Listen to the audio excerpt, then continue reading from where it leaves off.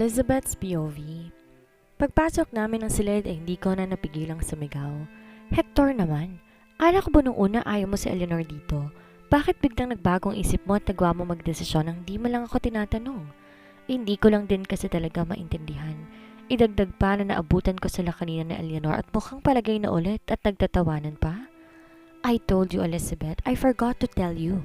He fired back. Rason ba yan? Imposible namang nakalimutan mo talagang nang pass by pa kayo. Ano, pala desisyon? Walang tanong-tanong ah. Look, Elizabeth, akala ko ba gusto mong matutukan natin si Eleanor? Hindi ba nga pabor kang dumito siya? Ikaw nga nagsuggest nung una tas magagalit ka ngayon. It seems like you don't get my point here. Nung una yon, pero hindi naman ang pananatili ng kakambal ko ang point ko rito eh. Yung bigla mong pagbabago ng desisyon at di mo nagawang sabihin, gayong araw-araw tayo magkasama. Tapos idadahilan mo pa, Bessie? Ang dami na nga nating oras sa kama, hindi mo pa nagawang banggitin sa akin. Anong ibig sabihin nito? You don't have to rant like this. Fine, pababalikin ko na lang si Eleanor sa kondo niya para hindi ka na magwala pa dyan. Mariin akong napapikit. I thought you care for what I must possible feel. Bakit ganito kang biglang ngayon? What happened? Elizabeth, magulang mo nag-insist. Nakiusap sa akin na dumito si Eleanor dahil natatakot sila na maulit na naman ang nangyari. Then why you agree without telling me? Bakit ka nagdesisyon nang di mo na ako tinatanong? Hindi bang usapan sa bawat mga desisyon natin alam ng bawat isa? Look, Elizabeth, sorry, okay? Nawala lang talaga sa loob ko at sumagi sa isip kong nangyari kay Eleanor bago ma-ospital. I don't want to lose the baby kaya agad din akong umuo. Mariing saad nito. Tila may kung anong mainit ang humaplos sa akin at kagad dumamyos ang ekspresyon ko. I sighed. Fine. Pero bakit kung mag-usap kayo kanina parang ang saya-saya nyo? Parang may nabuong samahan ulit? Hindi ako kay Eleanor nakikipagtawanan sa mga mates na nagkukwento sa nangyari sa MC kagabi. Kaya ka ba galit na galit dalang akala mo nagkakamabutihan na ulit kami ng kakambal mo?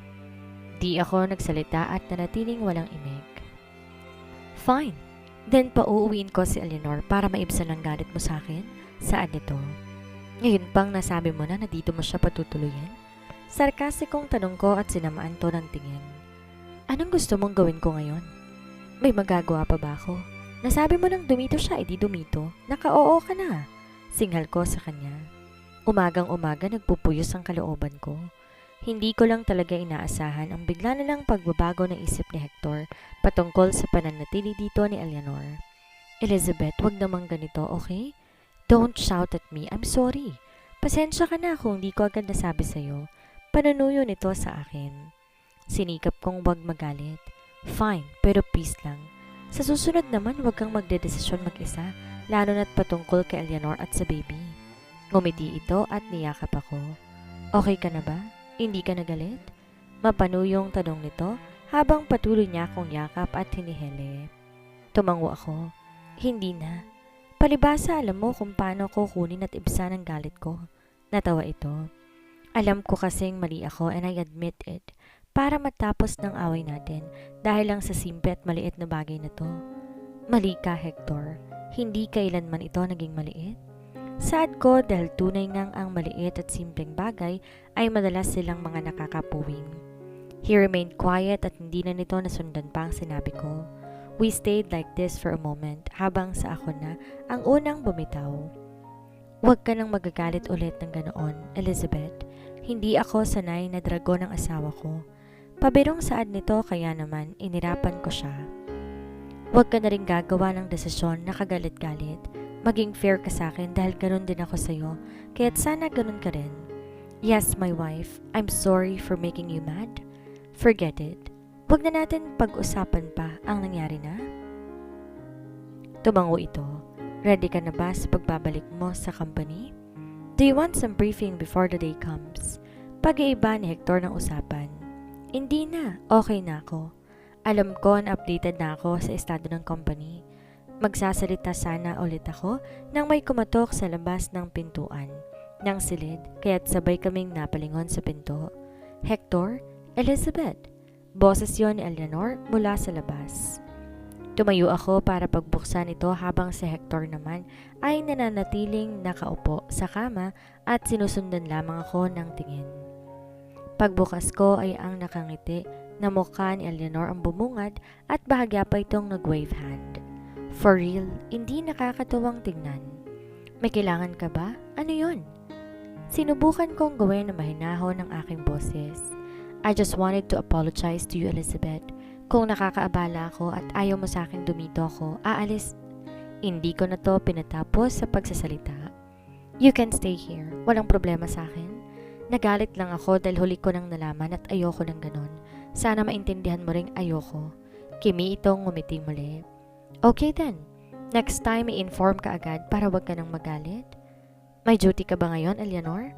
Naka 2 weeks leave ako. Ang sabi ni Hector, siya na raw ang bahala sa mga administrator ng ospital. Kung ganoon, magpahinga ka at huwag kang galaw ng galaw. Huwag na nating hayaang maulit pa ang nangyari sa'yo. Tumango lamang ito. Sige na, Eleanor. May trabaho pa kaming gagawin ng asawa ko. Kung may kailangan ka, just call the maids and they will attend to you. Dagdag ko. Anong gagawin ninyo ni Hector? My God, Elizabeth, mahaba pa ang gabi. Malisyosang sambit nito. Nakaisip tuloy ako ng magandang sasabihin. Walang pinipiling oras ang pag-make love, Eleanor. Para namang hindi mo alam. Saad ko sabay ngisi sa kanya. Kita kong bigla tong nagseryoso. Pasimpleng ginawaran ako ng matalim na tingin, ngunit agad niya ring winaksi at sa halip, hilaw tong ngumiti sa akin at walang pasabing tinalikuran ako. Asar talo ba? Isang umaga na naman nang makarinig ako ng hagikikan. Huli na akong nagising kaya't nag-uumpisa na silang mag-umagahan. Napuyat ako kagabi sa mga papeles na kailangan trabahuhin. Kahit hindi pa ako nakakapasok ng kumpanya, ramdam ko na maraming trabahong naghihintay. Bago pa ako makarating sa dining, sinalubong na ako ng isa sa mga kasambahay na si Marites. Ma'am, magandang umaga po. Pinagising sa akin ni Sir kanina, kaso mukhang mahimbing pa kayo natutulog. Hindi ko na po kayo inabala. Tumango ako sabay ngumiti lang at dumiretso na ako sa dining kung saan masaya silang nag-uusap. Talaga, Hector? Totoo? Narinig kong saad ni Eleanor sabay hagikik. Nagtaas ako ng gilay. Parang kahapon lang ah. Nag-angat ng tingin si Hector sa akin. Tumayo ito at sinulubong ako ng hagkan sa aking noo. Seryoso ko lamang siyang tiningnan. Good morning. Malamyos ang boses nito. Good morning, sis. Ani naman ni Eleanor. Morning, tipid kong tugon. Naupo na ako at ramdam ko ang pagsunod ng tingin sa akin ni Hector. Kung makapag-usap kay Eleanor, akala mo naman hindi napagtalunan kahapon to. Pangalawang umaga na ni Eleanor dito sa bahay. Iba na ang dulot ng presensya nito. Walang ngiting namumutawi sa mukha ko. I don't know what is happening. Bakit ganito dito? Parang nawala na parang pula ang angilan sa pagitan ng dalawa. Nag-uusap na sila ng normal gaya noon. Nag-uumpisa na akong kumain at ganon din naman ang dalawa. Pinag-uusapan namin, hindi ko na pinatapos si Hector. Yung MC na naman, I mocked him. Kahit hindi ako magangat ng tingin sa kanilang dalawa, alam ko nagkatinginan sila. Weird, right? Nanumbalik sa kanya ang eye contact. I cannot believe myself na init ang dugo ko ng ganito. Really? O baka sobra lamang akong naging selosa simula pa kahapon? No, Elizabeth, about some pretty things. Saad ni Hector sa akin. Prenteng tumango ako habang nag-i-slice ng bacon at egg sa aking plato. Hindi pa rin ako nag-angat ng tingin sa kanila. Mukhang kahapon pa yata hindi maganda ang gising mo. Dahil ba hindi ka nag-umpisa ulit sa company? Workloads ka agad? Usisa naman ni Eleanor, sabay inom ng gatas. Sinong gaganda ang umaga kung palagi ko kayong maaabutan na ganito kapag bumababa ako? Puyat lang. Rason ko kahit di naman talaga yon ang dahilan. Rinig ko ang buntong hininga ni Hector. Mag-usap tayo pagkatapos natin kumain?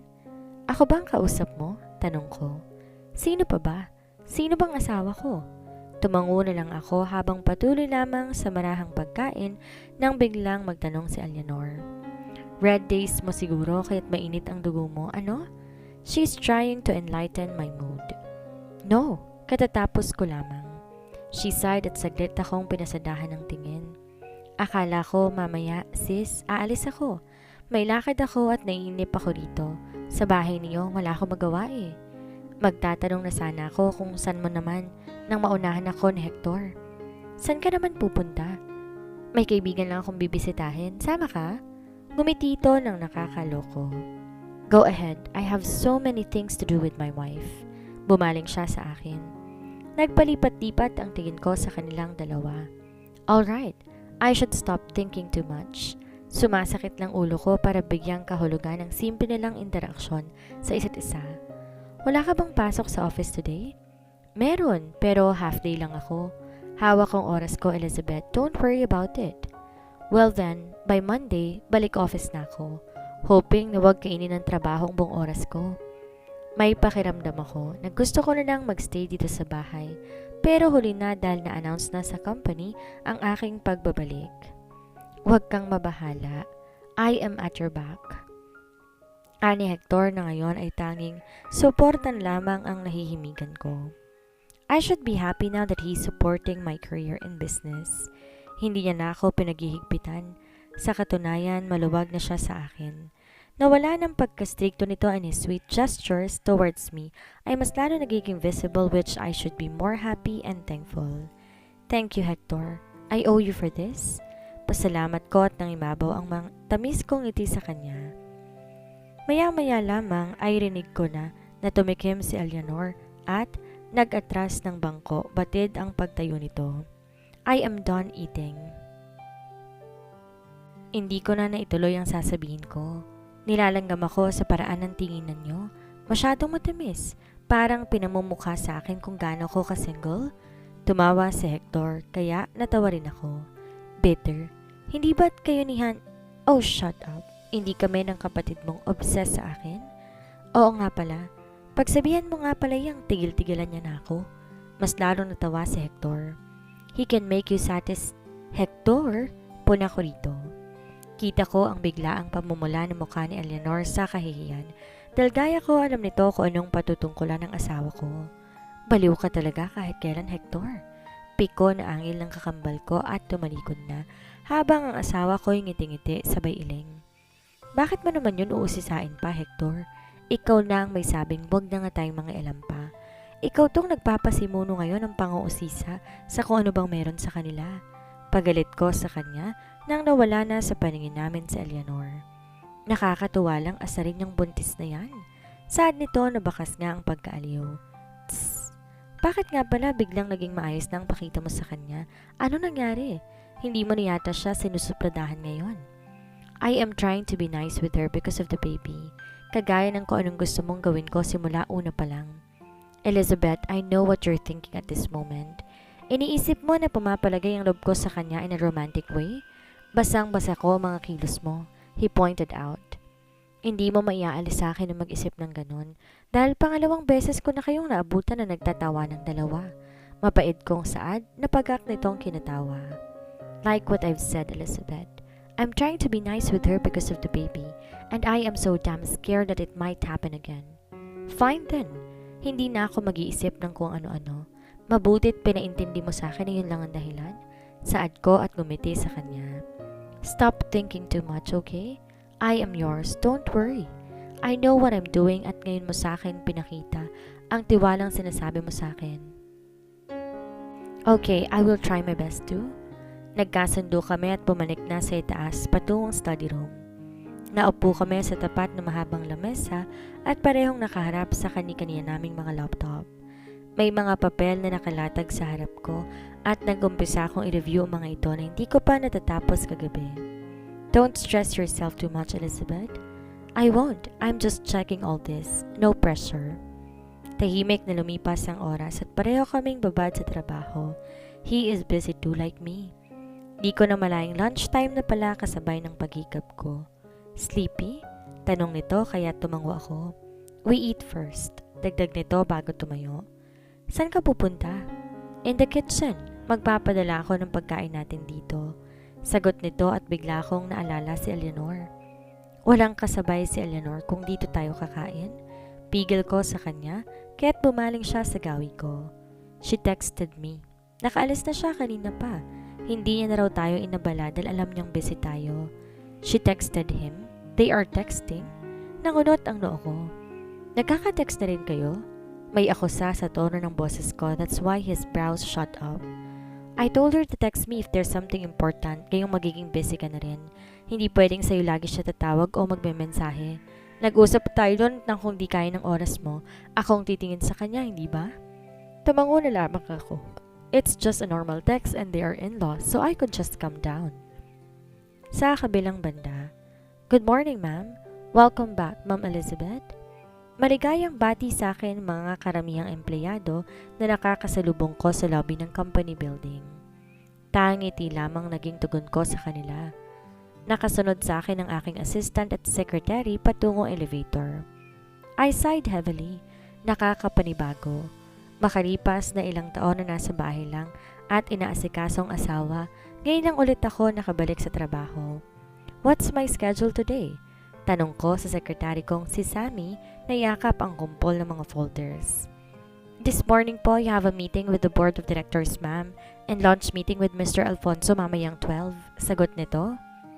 Nang marating namin ang silid na pagdarausan ng meeting, agad na kaming pumasok at doon nga'y naghihintay na mga board members. And I feel the familiar feeling in the workplace. I walked chin up and with poise. Everyone greeted me with a warm welcome and I said thank you to each one of them. This meeting is only about for welcome and greetings. We are glad you're back. Galak ang tinig ni Mr. Alonso at ngiti-ngiti na pinasadahan ako ng tingin. Hindi ko inalis ang ngiti sa aking labi. I am also pleased to come back to work. Matagal-tagal na rin akong naging pahinga ko. Naging casual ang pag-uusap ng ilan sa amin. Most of them are men in age na halos kaedad ng mga magulang ko ang mga naririto. May mga napansin ako na iilang bagong mukha. They remained formal and obviously, they're hesitant to interact with me dahil ngayon pa lamang ang unang kita nila sa akin. May mga napag-usapan lang patungkol sa estado ng kumpanya. They also mentioned my husband, kasing galing ko raw pagdating sa pagpapatakbo. I am flattered that everyone seems like pleased to see me working again in our company. We are pleased to meet you, ma'am. I'm Triv, head of the finance department. Pakilala ng lalaking halos kaedad ni Hector at nakipagkamay sa akin. May napansin lang ako. All of them here are good-looking men and women. Ang dami talagang nagbago, kaya nararapat lang na magbalik ako. Nice to meet you, Triv. Formal kong tugon. Tinanggap ko naman ang pakikipagkamay. Nagpakilala pa ang ibang bagong empleyado. I should have remembered all of their names.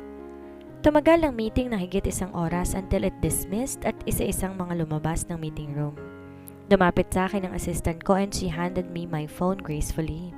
Ma'am, your husband is calling. Agad kong kinuha ang phone sa kanya. Siguradong mangangamusta si Hector sa unang araw ko. Hi! Bungad ko sa kabilang linya. How's your first day? How is their interactions with you? Tanong nito kaya napangiti ako. It went smooth, Hector. Katatapos lang ng board meeting and new employees introduced themselves. Napag-usapan lamang ang tungkol sa nangyari sa company nang wala ako. And it seems like they are pleased to be my presence. Well then, good. I will pick you up by lunch. Naalala ko ang meeting ko with Mr. Alfonso.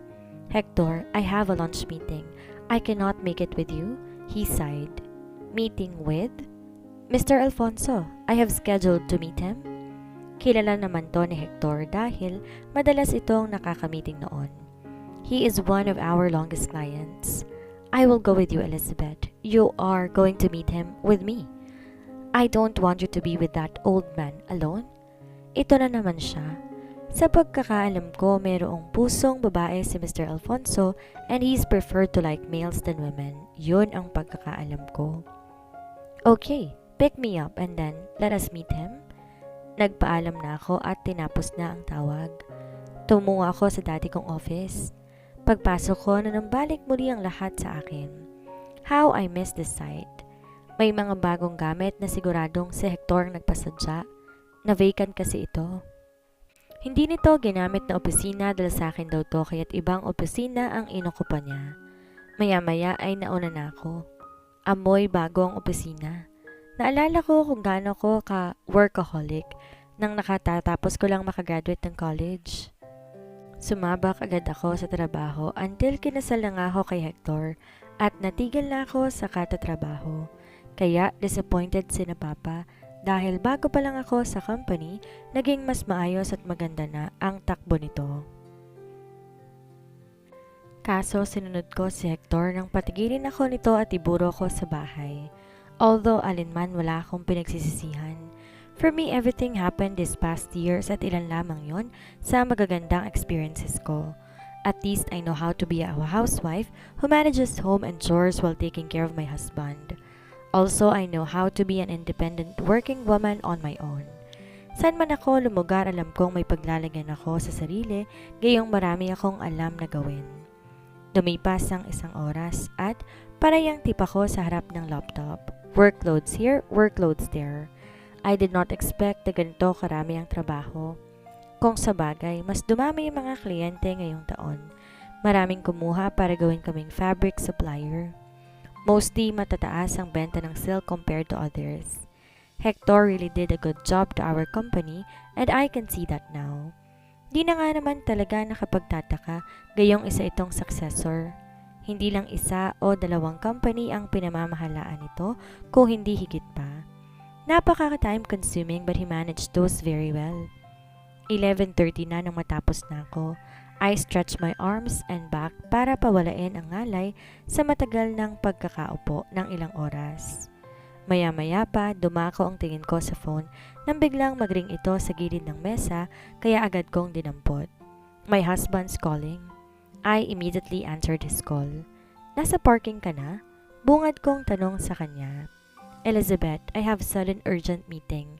Hindi na pala kita masasamahan. Nandito na ako sa office? Tumango na nga lamang ako. Okay, no problem. I understand.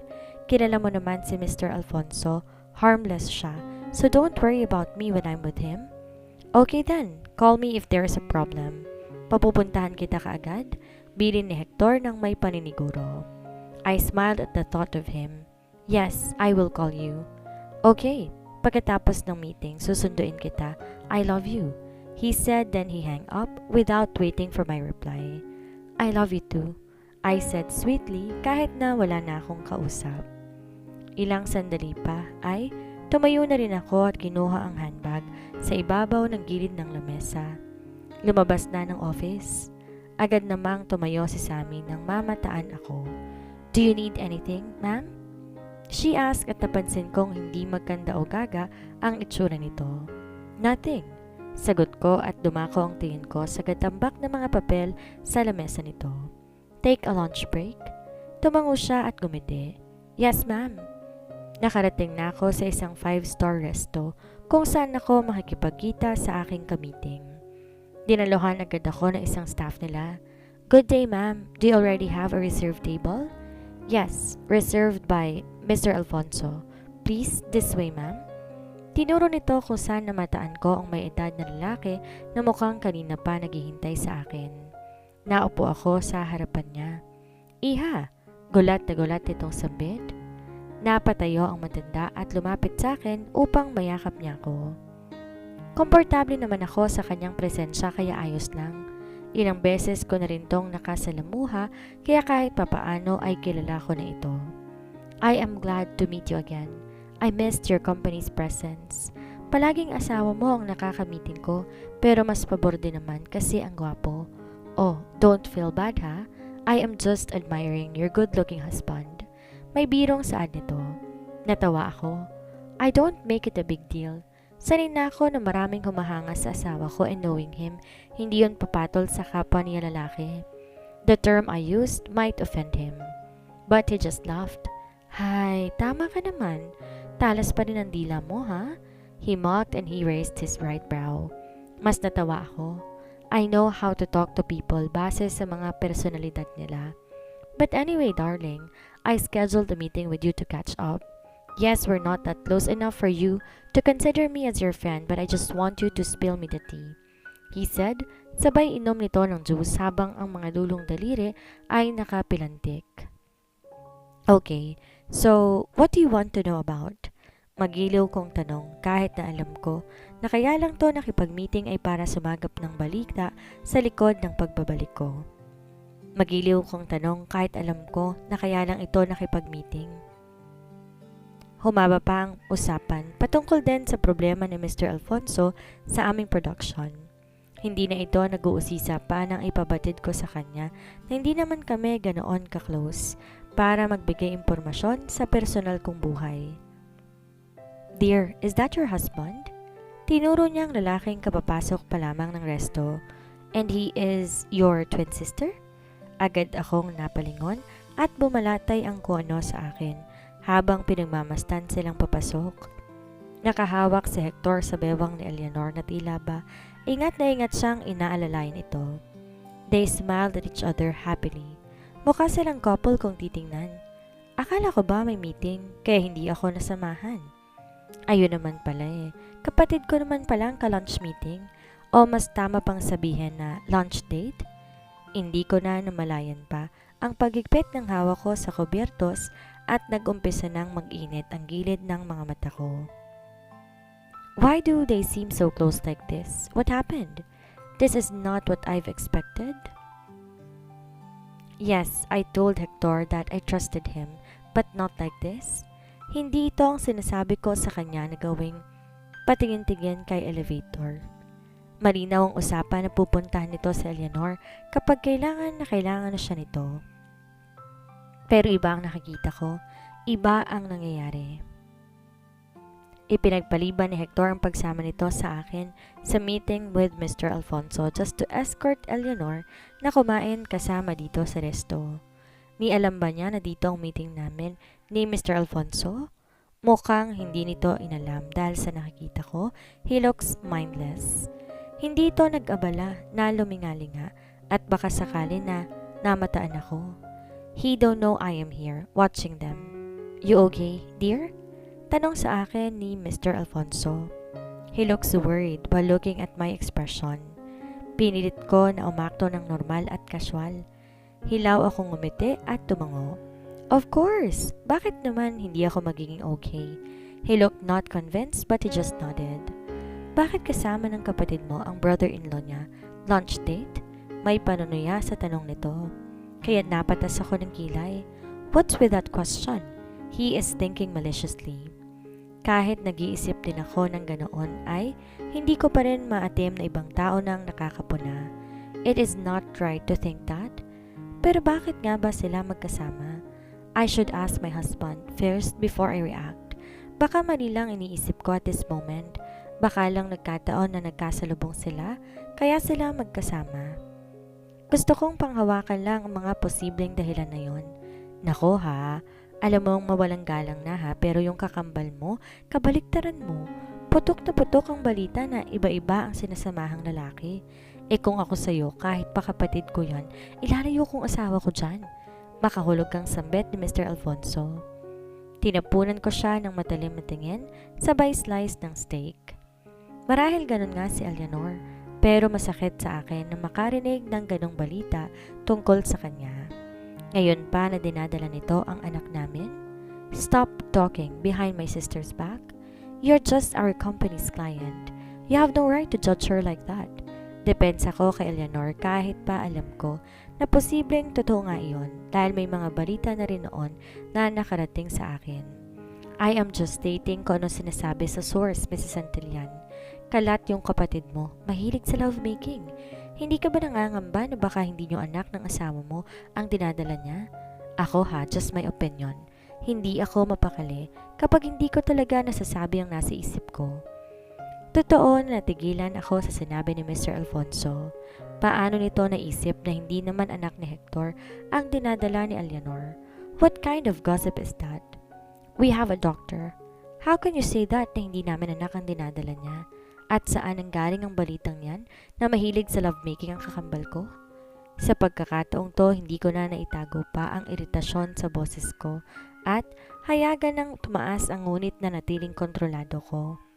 Ayokong umagaw na eksena, gayong nasa paligid lamang asawa ko at kapatid ko. They might have heard our discussion. I just cannot accept the fact na may kumakalat na pala na ganong balita tungkol kay Eleanor.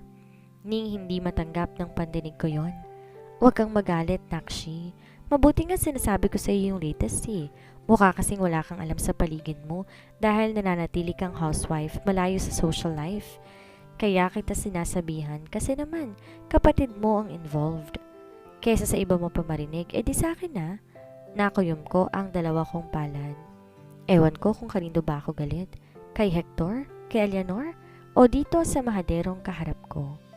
Kung ano-ano nang pumapasok sa kukote ko ngayon, hindi ko maisa-isa. Nangingibabaw ang panggigigil ko kung bakit ba may mga ganitong espekulasyon na lumilitaw. You know what? I should go. Pagalit akong tumayo at nagdulot ng ingay ang pag-isod ng sila dahil sa palaskol kong kilos. Hindi ko na makakayanan pa na pakinggan ang mga susunod nitong sasabihin kung tungkol pa iyon sa kasirian kay Eleanor. Napaka-insensitive ng mga tao ngayon. Pahablot kong kinuha ang handbag at phone ko sa gilid ng lamesa habang bakas naman ang gulat sa mukha ni Mr. Alfonso. His surname doesn't suit him. Masyadong kagalang-galang ang kanyang pangalan. Ngunit hindi maingat sa bawat lumalabas sa bibig. That's my sister we were talking about. Kahit ganun man, wala silang karapatan na sabihin sa harapan ko mismo ang kasiraan ng kapatid ko, and that is an indirect result. Natural, I will defend Eleanor kahit pa may katotohanan na iba-iba ang mga lalaking kasama nito. Idagdag pa ang akusasyon na mahilig ito sa lovemaking. At isa pa, hindi ko lang din lubos maisip na may mga taong nag-iisip na hindi naman anak ni Hector ang baby na nasa tiyan ni Eleanor dahil lang sa lumilitaw na paninirang puri sa kanya. Kung si Mr. Alfonso nga naisip ang bagay na yon, ibang tao pa kaya? Sumasakit ang ulo ko. My first day got worse because of this meeting. Should I be thankful to him? Nalaman ko na ganon ang nangyayari kay Eleanor na may nagmamagandang loob na ibalita sa akin o mas magalit lalo ako. I thought that this day is going to be smooth. Hindi naman pala. Idagdag na ngayon na makitang masayang kumakain ng tanghalian ng asawa at kakambal ko na dating magkasintahan. Masisiraan ako ng bait kapag nagpatuloy ito. Kailangan kong komprontahin si Hector. Ngunit sa paraang naiisip ko, let's see if he will tell me the truth or he will tell a lie.